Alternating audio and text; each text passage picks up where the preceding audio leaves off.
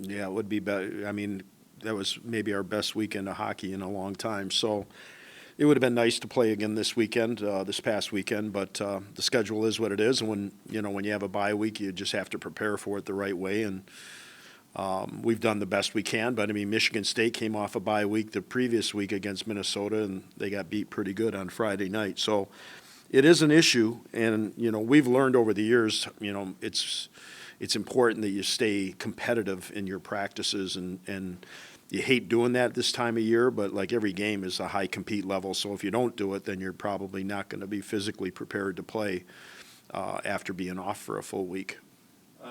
You said that it was your best weekend that you've played in a while. What were some of the things that you like about the way you're playing right now, or were playing? Well, I mean, I think it started somewhat in the Wisconsin series. We started doing a better job of coming out of our zone with speed, and doing a good job of, good puck decisions in every zone, which really, against teams like Penn State and Minnesota, I mean, pretty much everybody you play nowadays has usually got the skill and talent to burn you on transition. And I thought we did a good job of managing the puck primarily. And then when we had to defend, we defended well enough against one of the best offensive teams in the country. So it was kind of a combination. Friday night, Kale was a bigger factor because they had, 40 some odd shots. So he was a bigger factor on Friday night. And then Saturday night, I thought, that may have been the most complete game we've played all season, to where we did a good job with the puck, but we also did a great job without it. And, our special teams contributed. So it's more of a complete game than we've had for the most of the year. Talk a little bit about Minnesota, the team that's coming in this weekend there, and is as hot as anybody in college hockey. Yeah, schedule is everything, and it just so happens we're probably over the next few weeks playing two of the hotter teams in the second half, in Minnesota and Michigan. And, Minnesota's been playing really well. I think that just like last year, I think in the second half of the year they took off. Bob Motzko, took that program over last year, and it took him half a year to get his guys to buy into what he wanted them to do.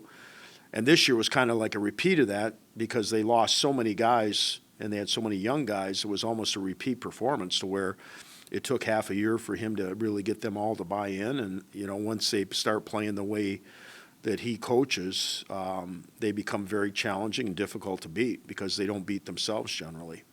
Doing a little feature on Graham Slater this week, because he scored the winning goal and he's actually played well. Talk a little bit about the improvement you've seen in his game and why it's been.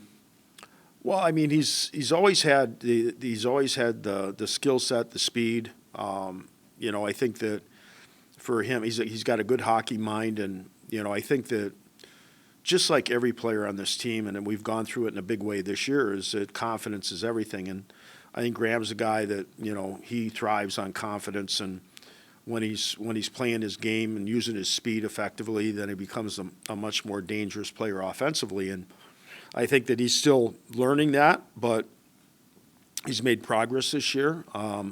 He's played wing too, and I know that he's played some effective center for us as well, and it's probably more his natural position.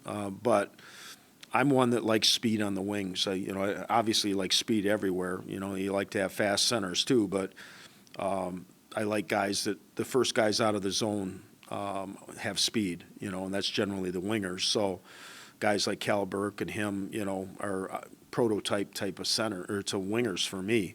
So we've kept him on the wing, and I've used him in a pinch up the middle, and he's done a good job there. His ability to take faceoffs is probably the thing that's held him back a little bit from being a regular center, but he has made progress this year, and I'm extremely proud of him for this effort that he's made as far as the service opportunity that we're taking advantage of this week to with the opioid crisis for young people and just getting a better understanding and awareness of young kids using prescription drugs. And obviously it was close to him with the young boys that passed away from such a tragedy that he was close to that family and one of the brothers. And So it was important for him to, to give back and try to, do what most Notre Dame guys do is try to, do what's in the best interest community-wise. Final question. How crazy the league is. I mean, what, 6 points separating first from sixth?